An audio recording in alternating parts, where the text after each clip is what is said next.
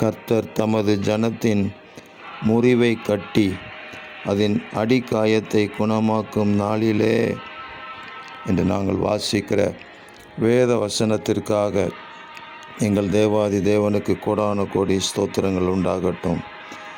சந்திரனுடைய வெளிச்சம் சூரியனுடைய வெளிச்சத்தைப் போலவும், சூரியனுடைய வெளிச்சம் ஏலத்தனையாக 7 பகலின் வெளிச்சத்தைப் போலவும் இருக்கும் என்று நாங்கள் வாசிக்கிறோமே. உங்கள் பிள்ளைகள் ஒவ்வொருவருடைய வாழ்க்கையிலும் உள்ள அடிக்காயங்கள் இன்று முற்றிலும் நீங்கட்டும். சரீரத்தில் உள்ள அடிக்காயங்கள், ஆத்துமாவிலே உள்ள அடிக்காயங்கள், ஆவியில் உள்ள முறிவுகள் எல்லாம் குணமாகட்டும். தேவரீர் மகா பெரிய அற்புதத்தை உங்கள் பிள்ளைகளுக்காக செய்வீராக.